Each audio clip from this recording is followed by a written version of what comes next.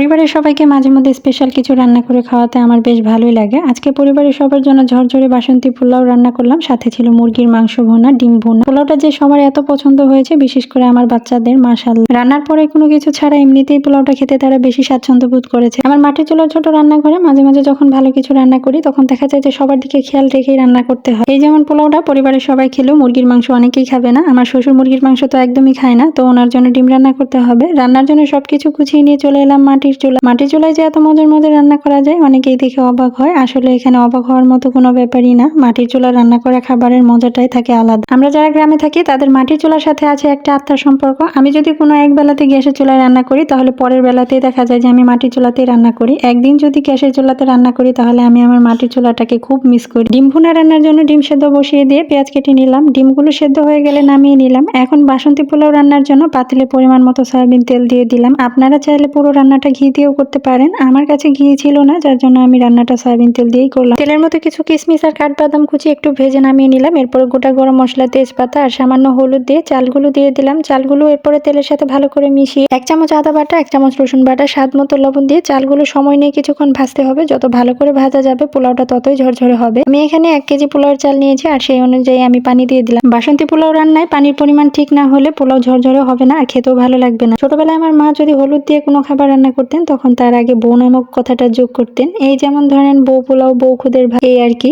আমার মেয়ে জিজ্ঞেস করছিল, মা তুমি কি রান্না করছো? আমি বললাম বউ পোলাও। তো আমার মেয়ে এই নামের কারণটা জানতে চাইলে আমি এই কথাটাই বললাম। যাই হোক, পানি দিয়ে ঢাকনা দেওয়ার পর পুরো পানি নিচে নেমে গেলে কিছু কাঁচামরিচ আর ভেজে রাখা কিশমিশ, বাদাম আর অল্প একটু চিনি দিয়ে আবারও ঢেকে দমে রেখে দিলাম আরো কিছুক্ষণের জন্য। এরপরে সবগুলো পোলাও নাড়াচাড়া করে নামিয়ে নিলাম। আর নামানোর আগে একটু ঘি দিলে আরো সুন্দর গ্রান বের হবে। আমার কাছে তো ঘি ছিল না। মাশাআল্লাহ, পোলাওগুলো খুবই ঝরঝরে হয়েছে আর সুন্দর গ্রানও বের হয়েছে। আমার রান্নার পাশাপাশি মাটির চুলা আর রান্নাঘরের চারপাশের পরিবেশ অনেকেই বেশ পছন্দ করেন, অনেকেই আবার আফসোসও করেন। যারা শহরে থাকেন বা দেশের বাইরে থাকেন, তারা মাটির চুলার রান্না খুবই মিস করেন, আর গ্রামের সাদামাটা টাটকা খাবারগুলোকেও বেশ মিস করেন। শুনে আমারও বেশ খারাপ লাগে। সত্যি গ্রাম অনেক শান্তির একটা জায়গা। এদিকে আমার ডিম ভুনা রান্না শেষ, ডিমগুলো নামিয়ে নিলাম। মুরগির মাংস রান্নাও প্রায় হয়ে এসেছে। খুব বেশি ঝোল রাখবো না, এই অবস্থাতেই নামিয়ে নিলাম। লেয়ার মুরগির মাংস বেশি ঝোল করার চাইতে একটু মাখো মাখো খেতে আমার কাছে ভালো লাগে। রান্নাগুলো শেষ করতে করতে আমার মেয়ে এসে হাজির, অনেকক্ষণ থেকে অপেক্ষা করছে। এজন্য সবার আগে ওর জন্য সুন্দর করে থালাটা সাজালাম। খাবারগুলো দেখতে যেমন কালারফুল হয়েছে, খেতে তেমন মাশাআল্লাহ। শাশুড়ি মা বলেন, যে খাবারগুলো দেখতে সুন্দর হয় সে খাবারগুলো খেতেও মজার হয়। কথাটার সাথে কি আপনারাও একমত কিনা জানাবেন। এটা ছিল শুক্রবারের স্পেশাল রান্না। শুক্রবার মানে একটু স্পেশাল, আর সব দিন সম্ভব না হলে মাঝে মাঝে একটু চেষ্টা করি আর কি। বাসন্তী পোলাওর সাথে তো যে কোনো মাংসই পারফেক্ট ভাবে যায়। আমি তো আজকে রান্না করেছি বাসন্তী পোলাও, মুরগির মাংস আর ডিম ভুনা। আমার রান্নাগুলো আজকে আপনাদের কাছে কেমন লেগেছে জানাবেন। ভালো লাগলে লাইক, কমেন্ট, শেয়ার করবেন। আর যারা এখনো ফলো দেননি তারা প্লিজ ফলো দিয়ে রাখবেন। আজকে এই পর্যন্তই, দেখা হবে পরবর্তী নতুন ভিডিওতে। আল্লাহ হাফিজ।